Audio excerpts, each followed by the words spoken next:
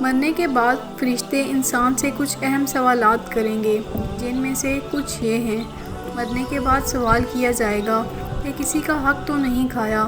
اب حق کھانے کا صرف یہ مطلب نہیں ہے کہ ہم کسی کے پیسے کھا گئے یا کسی کی کوئی چیز چھین لی۔ فار ایگزامپل، ایک ٹیچر اگر پڑھانے کے وقت کلاس میں فون یوز کر رہا ہو اور اپنی ہی دنیا میں مگن ہو تو وہ اسٹوڈنٹ کا حق کھا رہا ہے۔ اسی طرح بہت سے طریقوں میں اسٹوڈنٹ بھی اپنے ماں باپ اور ٹیچر کا حق کھاتے ہیں۔ جیسے کہ یونیورسٹی کی ایگزامپل لیں، یونیورسٹی میں کلاسز کی ڈیوریشن کافی زیادہ ہوتی ہیں۔ میں خود اپنی بات کرتی ہوں، کسی کو کچھ نہیں کہتی۔ 2 سے 2.5 گھنٹے کی کلاس میں انسان بور ہو ہی جاتا ہے۔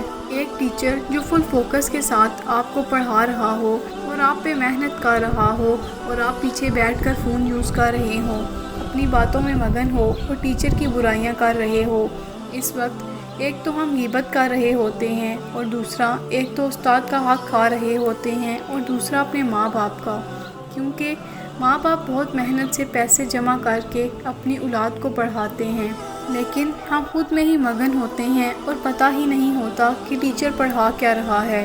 یہ بھی حق کھانے کے زمرے میں آتا ہے۔ ایک اور مثال ہے، اگر آپ کسی جگہ پہ جاب کرتے ہو، 8 گھنٹے کی آپ کی جاب ہو اور اس میں آپ 6 گھنٹے کام کر رہے ہو اور 2 گھنٹے فون یوز کرو، باتیں کرو یا ایسے ہی وقت گزار دو، اور آپ کے آفس میں یہ بات نہ پتہ ہو تو آپ حرام کر رہے ہیں۔ ایک عالم تھے، انہوں نے بہت محنت سے اپنے بیٹے کی پرورش کی، لیکن ایک سٹیج پہ آ کے انہیں فیل ہوا کہ کچھ تو غلط ہوا ہے، جس کی وجہ سے یہ کسی غلط کام میں مگن ہوا ہے۔ انہوں نے اپنی پرورش کی ساری باتیں یاد کی کہ مجھ سے تو کوئی خطا نہیں ہوئی اس کی تربیت میں، لیکن انہیں کچھ معلوم نہ ہوا۔ پھر انہوں نے اپنی بیوی سے پوچھا کہ آپ سے کوئی غلطی تو نہیں ہوئی جب سے یہ پیدا ہوا ہے یا جب یہ آپ کے حمل میں تھا؟ تو انہیں یاد آیا کہ ایک دفعہ میں پھل کی دکان پہ گئی تھی تو میں نے دکاندار سے بنا پوچھے انار کا ٹیسٹ چیک کرنے کے لیے اس میں سوئی مار کے اس کا ٹیسٹ چیک کیا تھا۔ صرف ایک ڈراپ نے اپنا اثر دکھا دیا۔ اور ہماری سوسائٹی میں کیا ہو رہا ہے، آتے جاتے ہم کسی فروٹ والے سے فروٹ لے کے کھا لیتے ہیں کہ بھائی ٹیسٹ ٹھیک ہوا تو لیں گے ورنہ نہیں لیں گے۔ آپ کو چاہیے کہ اگر آپ وہ لیتے ہیں تو کھائی ہوئی چیز بھی اس میں ایڈ کروائیں، نہ کہ ایسے ہی کھا لیں۔ یہ ہے کسی کا حق کھانا۔ اور سوچیں، اگر فرشتے ہم سے یہ سوال کریں تو ہم کیا جواب دیں گے؟ دوسرا ہے واجبات ادا کرنا۔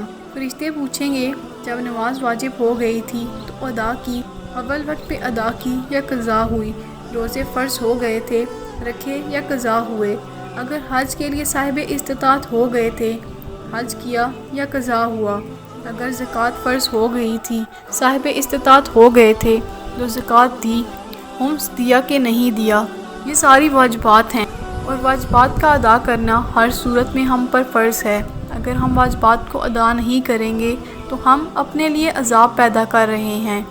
ماں باپ کو چاہیے کہ وہ اپنی اولاد کو بتائیں کہ ان کی کیا کیا واجبات ہیں، تاکہ اگر وہ اس دنیا سے چلے جائیں تو ان کی اولاد ان کے پیچھے سے ان کے واجبات ادا کر دے، تاکہ عالم برزخ میں ان کے لیے مشکل پیدا نہ ہو۔